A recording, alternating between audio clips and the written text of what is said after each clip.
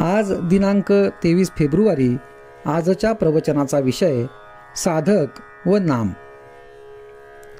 प्रत्येक शब्दात रामच आहे असे ज्यांना वाटते त्यांची तयारी काही निराळीच असते.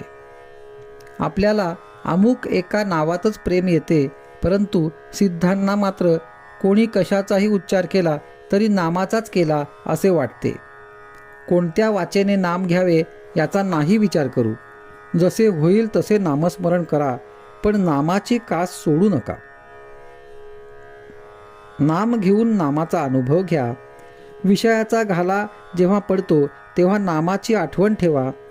प्रल्हादाने नामाशिवाय दुसरे काय केले? प्रल्हादाने नामावर जसे प्रेम ठेवले तसे आपण ठेवावे. आजवरच्या सर्व भक्तांनी हेच केले. एक नामस्मरण करा, हाच खरा मार्ग. स्मरणात रहा म्हणजे विषय आपोआप मरतील.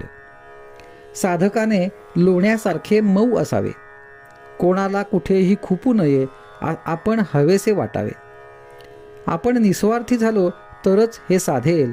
कोणी आपल्या पाया पडताना मी या नमस्काराला योग्य नाही असे साधकाने मनामध्ये समजावे.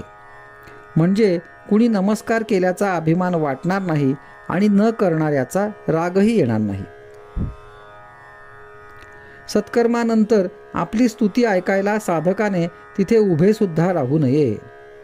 भगवंत ज्याला हवा आहे त्याने असे समजावे की आपण आता कुस्तीच्या हौद्यात उतरलो आहोत. अंगाला माती लागेल म्हणून आता घाबरून चालायचे नाही. यासाठी चांगली माणसे पहिल्यानेच मातीत लोळतात, म्हणजे ती लाज जाते. भगवंताच्या प्राप्तीचे दोन मार्ग आहेत. एक मार्ग म्हणजे आजपर्यंत सर्व त्याच्या इच्छेने घडून आले. माझे जे सर्व आहे ते त्याचेच आहे. त्याचे तो पाहून घेईल. तो जे करील ते सर्वांच्या हिताचेच करील. उद्याचा दिवस त्याच्या इच्छेनेच यायचा आहे असे मनाशी ठरवून आपण त्याच्या स्मरणात निश्चिंत राहणे हा होय. दुसरा मार्ग म्हणजे मी जगात कुणाचाच नाही, मी रामाचा आहे असे म्हणून कुठेही प्रेम न ठेवता त्याच्या स्मरणात राहणे हा होय. हा मार्ग जरा कठीण आहे.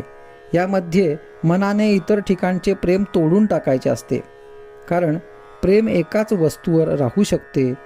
मन जर आपले ऐकत नसेल तर न ऐकू द्या. आपण चांगले वाईट शोधावे आणि त्याप्रमाणे करू लागावे. मन आपोआप तिथे जाईल. म्हणूनच आपले मन मारा असे न सांगता आपले मन भगवंताकडे लावा असेच संत आपल्याला सांगतात. आजचा सुविचार. हेच माझे सर्वस्व आहे असे नामात प्रेम असावे.